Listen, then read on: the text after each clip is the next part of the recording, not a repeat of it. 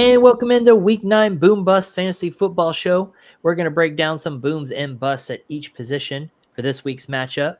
Now, what is a boom and what is a bust? It is whether they exceed or fall short of their general expectations for the week based on most websites' weekly rankings. All right, Kyle, you ready to get rolling here?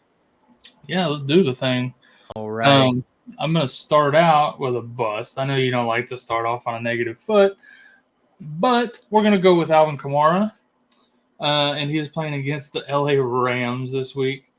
First of all, LA's already been playing pretty well against the run, but Kamara, I thought was going to be, with the increased workload after the Kendrick Miller injury. Okay, bigger workload, do better. But this offense just is struggling, and Kamara looks like he's hitting that wall. I mean, he's 30 years old. Are we that shocked? Not really. He's had some injuries over the years here and there and things like that. So Devin Neal actually got 3 receptions in the game. So if he's going to start ciphering off some of those receptions, that's where Kamara gets a lot of extra points from. I don't like that, but particularly this week against the Rams, I think Kamara's not going to do very well for your fantasy team. Yeah, I agree that it seems like he's kind of hitting that wall. On top of that, he's not going to be healthy. Apparently, he has a lower leg injury. It's not lower body injury. Not looking good. So not being at full strength while also hitting that wall, bad combo. Not loving him this week. Yeah, he's not on the injury report really, but he just looks banged up. Like it's, and for an old guy, you got to watch out for that kind of stuff. Yeah, agreed.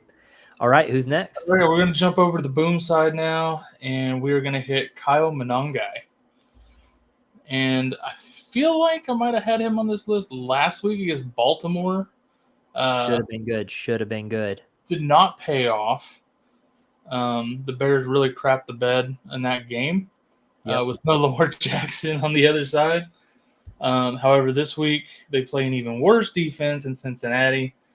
I think Chicago comes out and plays a whole lot better this week. And I like Monangai. He's getting, decent amount of carries and stuff. So I like him as a solid flex play this week against Cincy. Yeah, I agree. Now, they're playing Cincy, who, just to put in that perspective, Breece Hall just scored over 35 points against them this last week. So they don't have what I would call a great run defense. In fact, Isaiah Davis had over 18 points against them. So these running backs had a field day. So Monangai, him and Swift are probably just going to go off on this defense, or if you would even call it a defense at this point. So, Monangai here should do fantastic. Yeah, and speaking of not being able to call it a defense, let's talk about another boom. Boom equals Bam night. That's fair. Against Dallas. Bam's already been playing pretty admirably in place of Trey Benson while he's been out. You play against Dallas, we saw what RJ Harvey and J.K. Dobbins just did to him. Like, this defense can't stop anything. So, again, Bam, I think, could be as much as a running back 2 this week. I love the matchup for him. Yeah, he's the guy. All of a sudden, they even cleared roster spots to he's the guy now. So, like you said, he's been doing decent. He has a pretty high floor just because he's getting that volume. 14 carries last game against Green Bay, pretty solid. And then now he's going up against Dallas. Too, yeah, I mean, Dallas is going to be his easiest team to run against so far. So, and we still don't know if Kyler's in or out at the time we're recording this show. So possibly leaning on him even more than usual. Yeah, Bam should have a pretty good day against Dallas. Bam should get a touchdown against Dallas Monday night. Maybe 2. But for sure. But at least 1. Yeah, 1 for sure. Yep.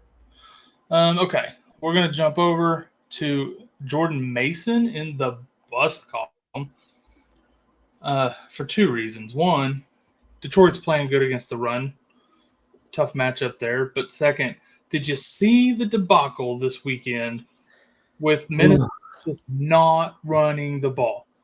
Right? Jordan Mason, he's not getting any carries. He had 4 rushes. Aaron Jones Sr. come back. He got, I think, 6. 5. They just, like you run the ball less than 10 times as a team. That's not going to lead to success for your fantasy team. So Jordan Mason, as much as I thought he was going to just take over this backfield, and Aaron Jones would come back and be – nobody's running the ball. So it doesn't even matter who's the starter because they're not getting any volume. So I think Jordan Mason this week, definitely you have to bench him and see if they can turn some of that around before you can even think about putting him in going forward. Yeah, and Carson Wentz going out, going to have surgery, out for the season. JJ McCarthy probably coming back week 9. I don't think that helps that offense, if I'm being completely honest. I don't have much faith in that. So it's just not going to be pretty against Detroit, man, because Detroit's solid, and they're going to have to throw to keep up. I think they're going to get down early. I think they're going to get down quick, and that just doesn't bode well for Mason here. Aaron Jones is probably the receiving back there, so it ain't Mason. Sorry. Yep. Not going to be pretty. Not going to be pretty at all. All right. We're going to hit you with another bust, and it's going to be Rico Dowdle. Coaches have been saying this week, it's looking like Dowdle's actually going to be taking over the 1A spot in that backfield just because he's been so good. He's been great. He's hard for them to take off the field. I get that. He's going to still cede some carries to Hubbard. But also the matchup this week against Green Bay is just very tough. They're playing the run very, very well. So I think you have to temper. I think at this point in the season with injuries and things, buys, you probably you're not able to bench him completely, but you're definitely going to want to temper those expectations this week. Yeah, like you said, Green Bay's been playing really good against the run, and if they're splitting, you just don't know who. It's a risky play, really risky play, playing him or Chuba. I don't feel good about plugging either one of them in. Sad because I also have that dilemma on my team, so not super happy about having to start him. If I do, I just wouldn't get too excited about it because Rico has been fantastic lately. Not so much last week, but you know what I mean. He's been doing a good job. So yeah, it's a bit of a heartbreaker, but welcome to fantasy football. Yeah, welcome to fantasy football 2025. Well, welcome to NFL 2025 because my next boom is Marvin Harrison. And the moral of this story is the Cowboys cannot stop anybody on defense. Yep. All right. You got to start Marvin Harrison and Bam Knight this week against his defense. It's going to be a massacre. But Marvin Harrison, they're as bad as they are in the run game. Dallas is even worse in the passing game. I don't care if it's Kyler Murray coming back or Jacoby Brissett starting. Marvin Harrison's going to have a day. I would consider him a must start this week. I mean, I don't know what else to add to that. It's against the Dallas Cowboys, pretty much non-existent defense. And they're pretty much going to be – whoever's playing against Dallas is going to be on our boom list pretty much every week. And that's coming from Dallas Cowboys fans. So we'll just keep it up. That's an easy column to fill. Yeah, it means I'll have to do a little more homework on the Cowboys bye week for booms, but we'll just be against the Miami defense. That's all. Yeah, exactly. All right, let's do our last boom, Kimani Vidal. And he's been playing very, very well while Hampton's been out. Yeah. This week they got the matchup against Tennessee, which is I think they're even worse than Dallas against the run. Ugh, if it's even possible. Like, they're so bad.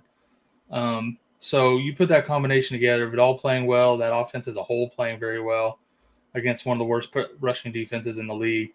Vidal's going to have a great day. Easy running back too this week. Oh my gosh. Yeah, Jonathan Taylor lit them up. Yes. This week he had 3 touchdowns. He scored 37.5 points against them. And I get it. That's Jonathan Taylor. But he's in a high-powered offense. Well, guess what? The Chargers are a high-powered offense this year too, and they're well-rounded. Them and the Colts kind of the same. Like they've got a well-rounded offense, and they can kind of hit you from all these different angles. And that didn't work out great for Tennessee last week. And then they're probably going to get up on Tennessee, and so they're going to be running the ball more than usual too. So, yeah, it's like a perfect situation for Vidal here. Yep, 100%. All right, we got another Charger for our last bust, Quentin Johnston. And it's not so much the matchup against Tennessee here as the role he's falling into this offense. Ladin McConkey has apparently resumed his number one receiver role in this offense. With Gadsden's breakout, now, QJ seems to have taken a back seat to him. Keenan Allen's role is about the same. You just can't trust Quentin Johnston right now because he seems to have fallen to third in the pecking order all of a sudden. If you can still consider him ahead of Keenan Allen, which I don't think you can. I think he's four. So I don't think you can start him at all until we see that he is still going to be involved in this offense going forward. Because these other guys are getting so many targets, like what's left for QJ? Yeah, I think QJ is going to be your classic boomer bust, right? Like he's either going to have a really big game or he's going to really lose your week for you. And I avoid players like that. I made the mistake. I put him in my starting lineup in his first down week 5 against Washington, where he should have had a great day. I mean, the guy had 17 points against Denver. Are you kidding me? So, yeah, so he's not really trustworthy. I think he kind of had a flash in the pan there. Like you said, Lad McConkey has entered the chat, right? He's like, hey, I'm still here. Now Gadsden's in there. QJ has dropped to probably 4th on the receiving totem pole there. And hopefully you were able to trade him while he was hot and had some value, because now his value is gone. And everyone's like, knew it.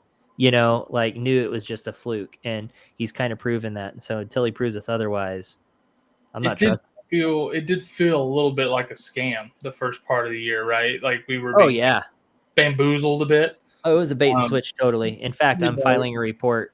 He had that down week against Washington, then the injury. But then even against Indy in week 7, he had 2 catches for 30 yards and a touchdown. Like, that's not good for what we thought right at the beginning of the year was the number 1 receiver. And then to put up the big donut this week was just brutal. Tough. So, yeah, unstartable. Yep. All right, guys, take a last look at the booms and busts for week 9 there. Thanks for watching, and good luck this week. Good luck.